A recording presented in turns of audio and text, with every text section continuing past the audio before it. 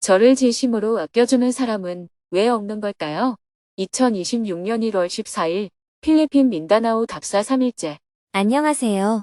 오늘은 필리핀 민다나오 답사 3일째입니다. 원주민 학교 한 곳과 장애 아동 특수학교 3곳을 방문하여 학교 건설 부지를 답사했습니다. 스님은 새벽 5시에 명상과 수행으로 하루를 시작했습니다. 5시 50분 숙소에서 간단히 아침 식사를 마친 후 6시 30분에 출발했습니다. 오전 7시 차에서 내려 본격적인 산행이 시작되었습니다. 스님이 저 멀리 보이는 마을을 가리키며 말했습니다. 저 강 건너편 보이는 마을로 걸어서 갈 거예요. 해가 쨍쨍 내리쬐는 가운데 1시간가량 산을 넘고 물을 건너 마을로 향했습니다. 땀이 비 오듯 흘렀습니다. 스님은 수건으로 연신 땀을 닦으며 걸었습니다. 새벽에 깜깜할 때 출발했어야 하는데 잘못했네요. JTS 활동가들이 염려했습니다. 스님, 이 길은 너무 험해서 가시기 어려울 것 같은데요. 스님이 웃으며 답했습니다. 걱정하지 마세요. 이 정도는 문제 없어요. 산길을 내려서자 갑자기 시야가 트이며 강이 모습을 드러냈습니다. 잠시 숨을 고른 뒤 스님은 승복을 걷어올리고 차가운 물속으로 천천히 발을 들였습니다. 마지막 사람까지 무사히 강을 건넌 후 다시 묵묵히 산길로 발걸음을 옮겼습니다. 오전 8시 마침내 사방 원주민 학교에 도착했습니다. 스님은 땀에 흠뻑 젖은 머리를 수건으로 천천히 닦으며 잠시 숨을 골랐습니다. 주민들이 정성껏 준비한 코코넛, 고구마, 바나나를 대접받았습니다. 잠시 의자에 앉아 목을 축이고 허기진 배를 채울 수 있었습니다. 스님이 고구마를 먹으며 말했습니다. 어렸을 때 먹던 고구마 맛이네요. 요기를 하고 합판으로 만든 임시 교실을 둘러보았습니다. 현재 35명의 학생이 공부하고 있었습니다. 유치원 10명, 1학년 6명, 2학년 6명, 3학년 4명, 4학년 6명이었습니다. 스님은 낡은 합판벽과 흙바닥 등을 꼼꼼히 살펴봤습니다. 필리핀도 경제가 성장하면서 젊은이들이 도시로 빠져나가고 있어요. 시골의 젊은이들이 줄어들면 아이들이 더 이상 크게 늘어나기는 어려울 것 같습니다. 스님은 기존 건물을 살펴보며 엔지니어와 진지하게 논의했습니다. 자재를 운반하기 어려우니 새로 짓는 것보다 우선 리모델링하는 게 낫겠어요. 벽 기초를 벽돌과 시멘트로 보강하고 바닥을 시멘트로 하면 되겠네요. 만약 도로가 새로 생겨서 마을이 커지고 학생이 100명이 되면 그때 학교를 지어주겠습니다. 부족장과 마을 주민들이 고개를 끄덕였습니다. 네, 스님, 말씀이 맞습니다. 일단 보수해서 쓰다가 나중에 필요하면 새로 지으면 좋겠습니다. 교실 옆에는 교사 숙소가 있었습니다. 좁은 공간에 선생님 2분이 생활하고 있었습니다. 완전히 시골이에요. 선생님들이 여기서 사는 게 쉽지 않겠어요. 교사 숙소와 부엌, 교실 등의 태양광 발전으로 전기를 공급해주기로 했습니다. 이곳은 건물을 새로 짓는 대신 책걸상, 수납장, 전기시설 등을 보완해주기로 했습니다. 답사를 마치고 마을 주민들과 함께 기념사진을 찍은 후 마을을 나왔습니다. 다시 강을 건너 돌아오는 길에 부키드논주 교육청 원주민 교육 담당관인 에드윈님과 대화를 나눴습니다. 원주민 아이들이 초등학교를 졸업하고 통합중학교에 가면 다른 아이들에게 놀림을 받거나 왕따를 당하는 경우가 있습니다. 게다가 가정 형편도 어렵고 학교도 멀다 보니 중학교에 진학하지 않고 일찍 결혼하는 아이들이 많습니다. 성인이 되어서도 사회에서 차별을 받기 때문에 원주민 신분을 숨기고 사는 사람들도 많습니다. 스님이 답했습니다. 원주민 아이들의 지속적인 교육을 위해서는 중고등학교도 필요하겠네요. JTS는 초등학교 건립만 지원해 왔는데 원주민 학생들을 위해서는 중학교도 지어야겠네요. 다만 제가 우려하는 부분은 학교를 지어주면 전통 문화를 잃게 될 가능성이 크다는 점입니다. 그래서 학교에서 전통을 지킬 수 있도록 교육해야 합니다. 에드윈님이 깊이 공감하며 답했습니다. 네, 스님 말씀이 정말 중요한 포인트입니다. 교육과 전통 보존의 균형을 잘 맞춰야겠습니다. 이야기를 나누다 보니 어느덧 차가 세워져 있는 곳까지 도착했습니다. 차를 타고 다음 학교까지 2시간을 달렸습니다. 오후 12시 20분 끼바웨 중앙초등학교에 도착했습니다. 이곳에는 장애 아동 특수학교 건물을 지을 예정입니다. 아이들이 반갑게 스님과 JTS 활동가들을 환영해 주었습니다. 스님은 아이들이 공부하고 있는 교실을 둘러본 후 줄자를 들고 직접 특수학교 부지를 측정하기 시작했습니다. 엔지니어와 함께 이쪽 끝에서 저쪽 끝까지 걸어가며 거리를 쟀습니다. 학교 측이 지정한 곳은 학교 외진 곳이었습니다. 장애인 학교를 저 안쪽에 지으면 너무 외져서 안 됩니다. 가능하면 학교 중심에 있어야 합니다. 교장 선생님이 제안했습니다. 건물을 도로 쪽을 향하게 지으면 어떨까요? 스님이 고민하며 답했습니다. 도로 쪽은 너무 시끄러워서 안 됩니다. 아이들이 집중하기 어려워요. 엔지니어와 협의한 끝에 기존에 사용하던 특수학교 교실 한 칸의 양옆에 교실을 추가로 증축하기로 했습니다. 이쪽에 7m 9m로 한 칸, 저쪽에 6m 7m로 한 칸, 화장실도 함께 설치하고요. 스님이 아이패드를 꺼내 직접 그림을 그려가며 설명했습니다. 기존 건물과 새로 지을 건물의 배치를 어떻게 하면 좋을지 화장실 위치까지 표시했습니다. 교장 선생님과 교사들이 밝은 표정으로 감사 인사를 전했습니다. 정말 감사합니다. 아이들에게 좋은 교육 환경을 만들어줄 수 있어서 기쁩니다. 오후 1시 15분 학교에서 준비한 점심 식사를 했습니다. 모두 고기 반찬이라 스님은 맨밥만 드셨습니다.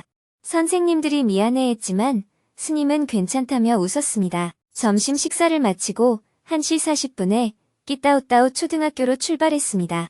가까운 곳이라 20분 만에 도착했습니다. 이곳에도 학교 안에 장애 아동 특수학교를 새로 지을 예정입니다. 11명의 장애 아동이 임시 교실에서 공부하고 있었습니다. 학교를 둘러본 후 스님은 특수교육 선생님과 대화를 시작했습니다. 학생들의 장애 유형이 어떻게 되나요? 선생님이 차분히 설명했습니다. 청각장애 3명, 언어장애 1명, 지체장애 1명, 지적장애 넷에서 6명입니다. 아직 정확한 의사진단은 받지 못했지만 교사들이 관찰한 결과입니다.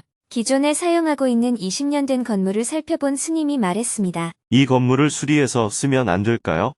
교실 2개면 충분할 것 같은데요.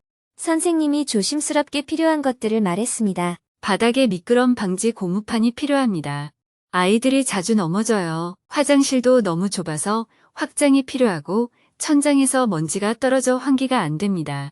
창문도 유리가 깨질까봐 걱정이에요. 스님이 엔지니어와 상의한 후 결정했습니다. 지붕과 천장 전체를 교체하고 전기선도 새로 설치하고 화장실도 철거 후 확장하겠습니다. 바닥에는 고무판을 깔겠습니다. 창문은 우선 모기장을 설치해보고 문제가 있으면 나중에 교체하겠습니다. 교장 선생님이 놀란 표정으로 물었습니다. 정말 이 모든 것을 다 해주신다는 말씀인가요? 네, 나중에 학생이 늘어나면 새 건물로 지어드리겠습니다. 선생님들이 감격해하며 연신 감사 인사를 전했습니다. 선생님들과 함께 기념사진을 찍은 후 학교를 나왔습니다. 다음 학교도 가까운 곳에 있었습니다. 오후 3시 10분 돈 카를로스 군에 위치한 복복중앙초등학교에 도착했습니다. 이곳도 학교 안에 특수학교를 짓기 위해 답사를 하러 왔습니다. 부지를 답사하기 전에 선생님들과 몇 가지 의논을 했습니다. 먼저 스님이 선생님들에게 질문을 했습니다. 장애 학생이 몇 명입니까? 12명인데 11명이 학습장애이고 1명이 시각장애입니다. 특수교육 교사는 있나요? 교장 선생님이 난처한 표정으로 답했습니다. 아직 없습니다. 교육청에 요청은 했는데 아직 답이 없어요. 스님이 현실적인 조언을 했습니다. 교육청에 먼저 특수교육 교사를 요청하세요. 시각장애 전문, 청각장애 전문 이렇게 구체적으로 요청해야 합니다. 선생님이 와서 일반 교실에서 가르치기 시작하면 다른 장애 학생들도 모여들 겁니다. 그때 교실 짓는 것을 의논하는 게 좋겠습니다. 교장 선생님이 처음에는 당황한 표정이었지만 곧 이해했다는 듯 고개를 끄덕였습니다. 네, 스님 말씀이 맞습니다. 먼저 교사를 확보하고 학생들이 모이면 그때 건물을 짓는 게 순서겠네요. 엔지니어도 동의했습니다. 그게 더 합리적인 것 같습니다. 학생이 늘어나면 그때 연락드리겠습니다. 그럼에도 불구하고 학교를 짓게 된다면 어떤 위치에 지으면 좋을지 장소를 답사하고 줄자로 크기를 가늠해 보았습니다. 마지막으로 선생님들, 학생들과 함께 기념사진을 찍은 후 학교를 나왔습니다. 답사를 마치고 차로 돌아가는 길에 교육청 관계자가 스님께 말했습니다. 스님의 조언이 정말 현실적입니다. 무작정 건물부터 짓는 것보다 체계적으로 준비하는 게 맞는 것 같아요. 오후 5시 모든 답사를 마치고 숙소로 돌아왔습니다. 차 안에서 활동가들이 오늘 하루를 정리했습니다. 스님, 오늘 정말 많이 걸으셨는데 괜찮으세요? 조금 힘들지만 이 정도는 괜찮아요.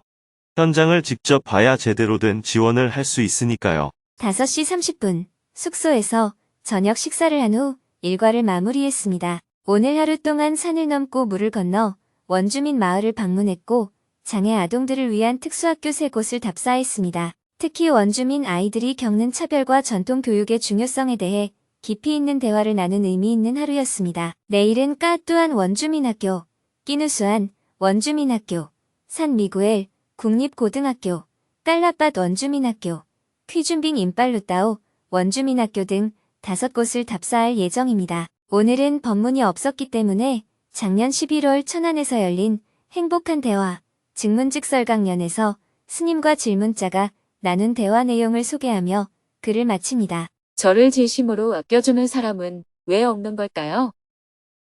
저는 직장을 다니고 있는 30대 후반의 여자입니다. 사람들이 저를 싫어하는 것 같아서 고민입니다.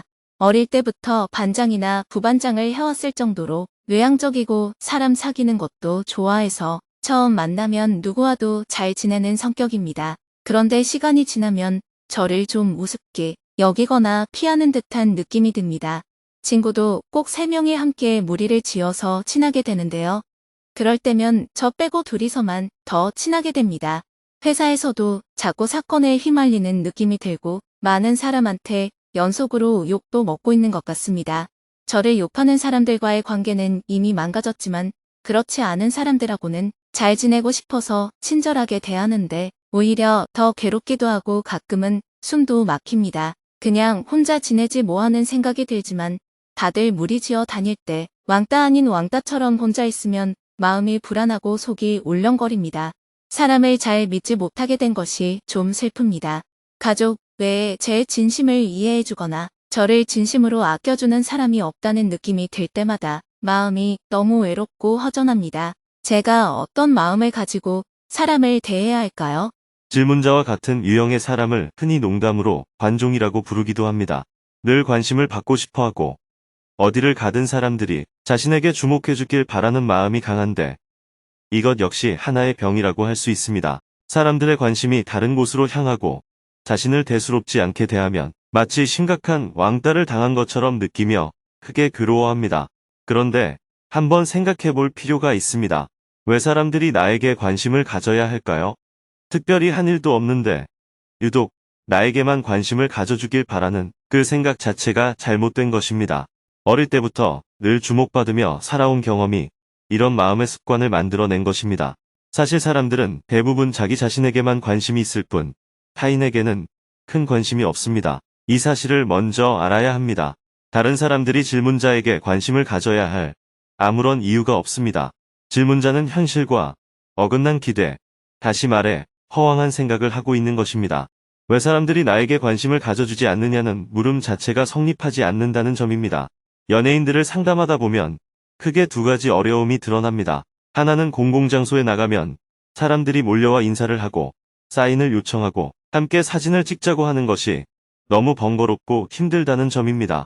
정토회에도 연예인들이 종종 찾아오는데 그래서 저는 회원들에게 늘 이렇게 당부합니다. 연예인을 보더라도 관심을 두지 말고 말을 걸거나 사진을 찍자고 하거나 사인을 요청하지 말아달라고 말입니다. 그저 평범한 한 사람으로 머물 수 있도록 배려해달라는 부탁이지요. 그러면 연예인들이 편안해하고 좋아할까요? 꼭 그렇지만도 않습니다. 연예인들은 어디를 가든 일정한 관심을 받아야만 합니다. 아무도 알아보지 않고 관심을 보이지 않으면 오히려 그 상황을 견디기 힘들어합니다. 어디를 가든 누군가는 먼저 알아보고 인사를 건네주길 바라고 그에 익숙해져 있기 때문입니다. 그래서 문제는 간단하지 않습니다. 관심을 두되 귀찮게 하지는 말아야 한다는 것이지요. 하지만 그게 과연 쉬운 일일까요? 관심을 갖는 순간 사진을 찍거나 사인을 부탁하게 마련입니다. 저 역시 마찬가지입니다. 여기로 오던 길에 배가 고파 국수집에 들러 국수를 먹고 있는데 어떤 여성분이 다가와 사인을 부탁하더군요. 그래서 저는 웃으며 No thank you라고 답했습니다. 이른바 관종이라고 불리는 사람들은 주위의 관심을 받지 못해도 괴롭지만 반대로 지나치게 관심을 받으면 또 그것을 부담스럽고 귀찮게 느낍니다. 그래서 이를 하나의 병적인 상태라고 말하는 것입니다. 그러므로 질문자는 사람들이 자신에게 관심을 두지 않는 것을 자연스러운 일로 받아들여야 합니다. 사람들이 질문자에게 특별히 관심을 가져야 할 이유는 사실 어디에도 없습니다. 우리가 누군가에게 관심이 생긴다고 말할 때 그것은 상대를 좋아한다는 의미라기보다 잠시 호기심이 생겼다는 뜻에 가깝습니다. 그 호기심은 오래가지 않으며 궁금증이 해소되면 자연스럽게 사라져 버립니다. 결국 관심이란 붙잡아 둘 수 있는 것이 아니라 왔다가 스쳐 지나가는 것일 뿐입니다. 관심의 문제라고 생각을 안 해봤어요. 다시 한번 고민을 해보겠습니다. 사람들이 질문자에게 특별히 관심을 가져야 할 이유는 사실 하나도 없습니다. 친구 셋이 함께 만났을 때 두 사람이 더 많은 대화를 나누는 것은 서로를 더 좋아해서라기보다 종교나 고향, 취미처럼 공통의 관심사가 더 많기 때문입니다. 그것은 누군가를 왕따시키려는 의도가 아니라 단지 관심사가 맞기 때문인 경우가 대부분입니다. 이럴 때는 저 사람들은 관심사가 비슷하구나 하고 받아들이면 되는데 이를 나를 일부러 소외시킨다, 왕따를 시킨다고 해석하는 사람들이 흔히 말하는 관종입니다. 이런 사고방식 자체가 괴로움을 만들어냅니다. 어디를 가든 늘 주인공이 되려고 하고 관심의 중심에 서 있으려 하기 때문입니다. 하지만 질문자는 인기 가수도 유명 배우도 아닙니다. 그런 상황에서 항상 주목받는 존재가 되기를 기대하는 것 자체가 현실적으로 어려운 일입니다. 이 사실을 인정할 때 사람들 사이에서 느끼는 불필요한 고통도 함께 줄어들게 됩니다. 그렇다면 사람들이 나에게 관심을 갖게 하려면 무엇을 해야 할까요? 특별한 재능이 없다면 결국 돈을 써야 합니다. 차 한잔 하자고 하며 찻집에 데려가고 밥 한 끼 살게 하며 식당에 데려가고 술 한잔 하자고 하며 술집에 데려가는 것이지요. 술을 산다고 하면 일단 따라오기는 합니다. 하지만 막상 술자리에 가보면 또 그들끼리 이야기합니다. 그런 과정이 반복되겠지요. 그래도 어떻게든 관심을 조금이라도 끌고 싶다면 내가 먼저 서비스를 해야 합니다. 그러나 서비스를 한다는 것은 그만큼 피곤한 일입니다. 질문자도 사람들에게 친절하게 대했더니 오히려 더 피곤하다고 하지 않았습니까? 그 말의 속뜻은 가만히 있어도 사람들이 먼저 다가와 잘 지내 하고 묻고 관심을 가져주길 바란다는 뜻입니다. 하지만 그런 일은 현실적으로 거의 일어나지 않습니다. 저 역시 마찬가지입니다. 저를 아는 사람들이 모인 자리에서는 행사가 끝나면 셀카를 찍자고 하거나 사인을 부탁하기도 합니다. 그러나 저를 모르는 곳에 가면 그런 사람은 거의 없습니다. 제가 인도에 가면 아무도 저를 알아보는 사람이 없습니다. 인도에서 기차를 탔을 때 자리가 없어 바닥에 신문지를 깔고 앉아 있어도 옆에 와서 말 한마디 걸거나 자리를 권하는 사람이 한 사람도 없었습니다. 이런 경험을 해보지 못하면 많은 사람들이 관심을 가져준다는 이유만으로 스스로를 대단한 사람이라고 착각하며 살 수 있습니다. 하지만 나를 모르는 곳에 가면 아무도 나에게 관심을 두지 않습니다. 그때 비로소 나는 아무것도 아니구나 하고 깨닫게 됩니다. 스스로가 특별한 존재가 아니라는 사실을 알아야 합니다. 그래야 남들이 나에게 관심을 갖든 말든 흔들리지 않게 됩니다. 이걸 받아들이지 못하면 질문자처럼 마음의 병이 생깁니다. 세상 사람들은 저마다 자기 삶을 꾸려가기에도 벅찹니다. 남에게 관심을 둘 여유가 없습니다. 이 현실을 먼저 인정하게 되면 질문자도 훨씬 편안하게 살아갈 수 있을 것입니다. 네, 감사합니다.